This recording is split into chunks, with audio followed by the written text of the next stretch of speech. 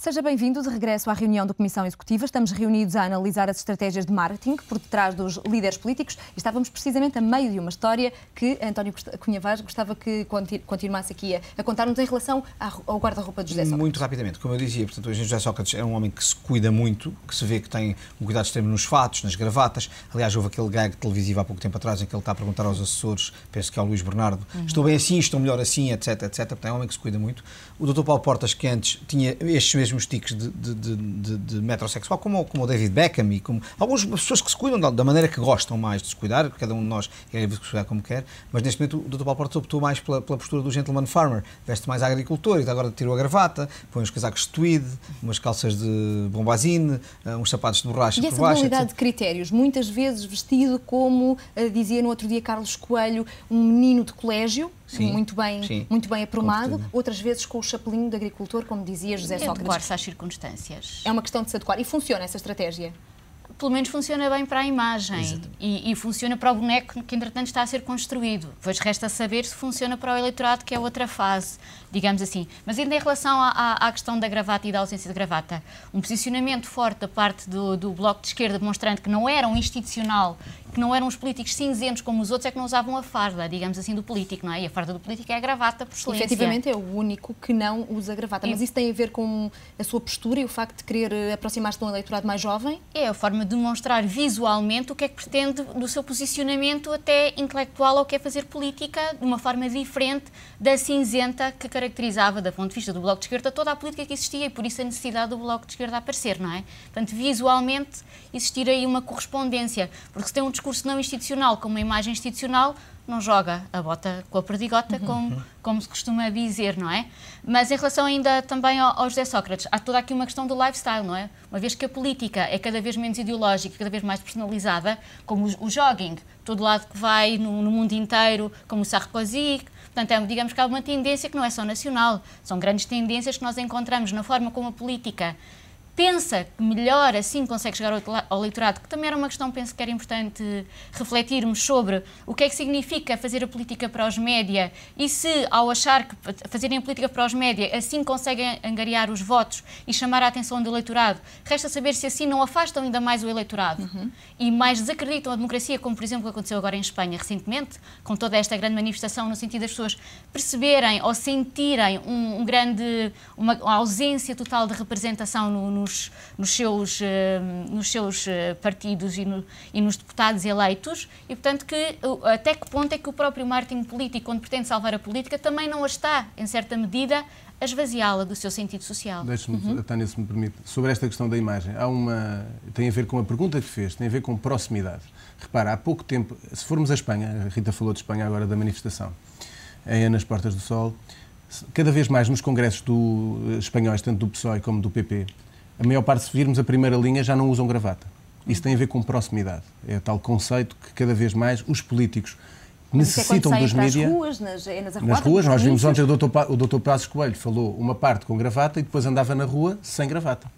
Mas esta imagem de que os políticos querem estar mais próximos dos seus eleitores passa muito, de facto, pelo o conceito daquilo que vestem. A gravata afasta, repele mais do que um tipo que está de camisa e que pode falar de futebol, pode falar de todos os problemas da sociedade. Portanto, é essa a mensagem que se quer dar com essa construção de imagem.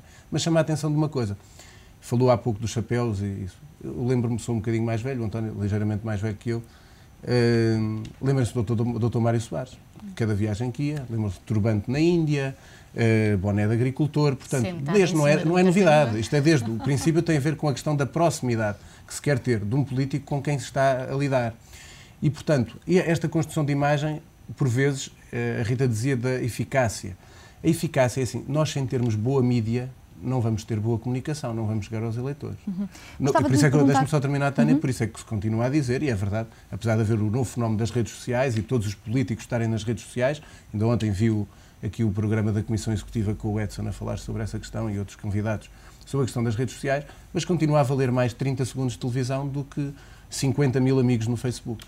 E, portanto, isso é fundamental. Há uma outra questão ainda importante na linguagem não verbal. São importantes também a voz, são importantes também a expressão facial, o olhar, a postura. Há um campeão nesta matéria da linguagem não verbal?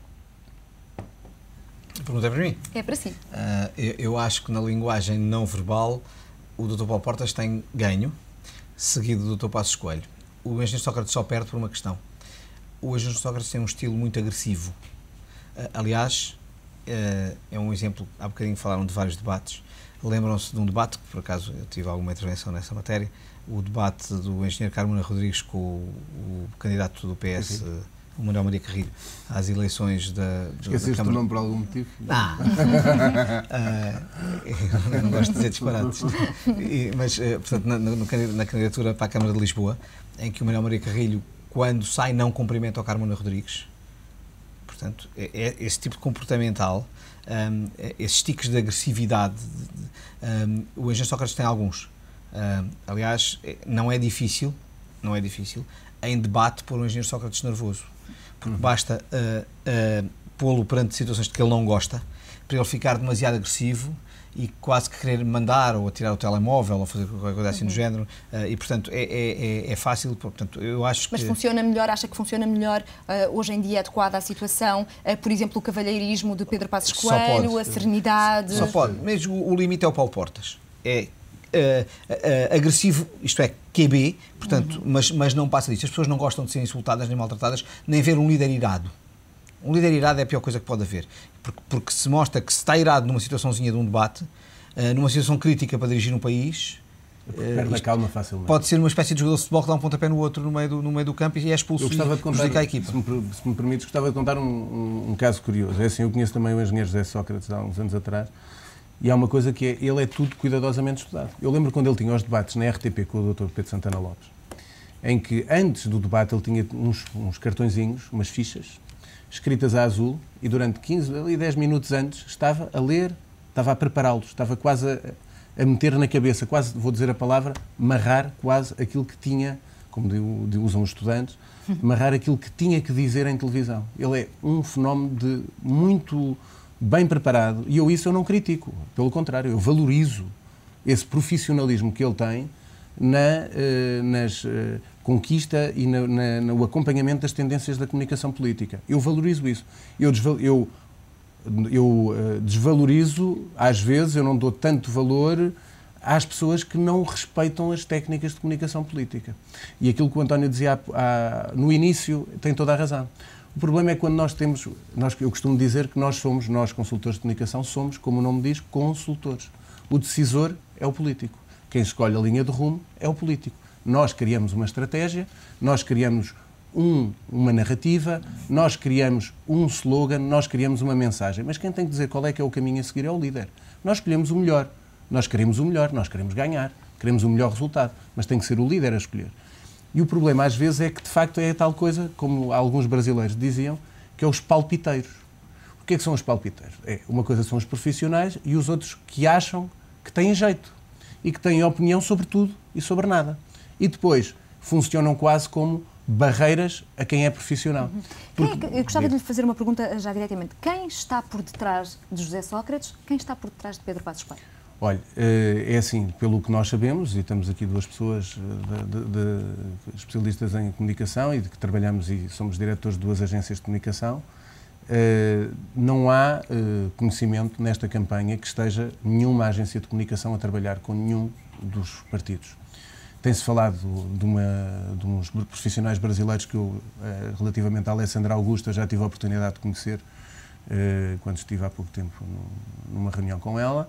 E, portanto, é natural que os políticos, e nós sabemos isso, até é notícia no Expresso esta semana, é natural que os políticos falem com alguns consultores de comunicação em conversas informais, outras mais formais, e, portanto, tenho a certeza que eu por mim, falo. O António também já foi ouvido, com certeza, por alguns partidos e outros reconhecidos nesta matéria. O Expresso dava conta que teria sido eu e o António, o Luís Paixão Martins e o João Toja sobre esse caminho. E, portanto, não há nenhuma máquina neste momento, nenhuma agência de comunicação que eu saiba a trabalhar com nenhum partido. Mas deverá haver um núcleo duro?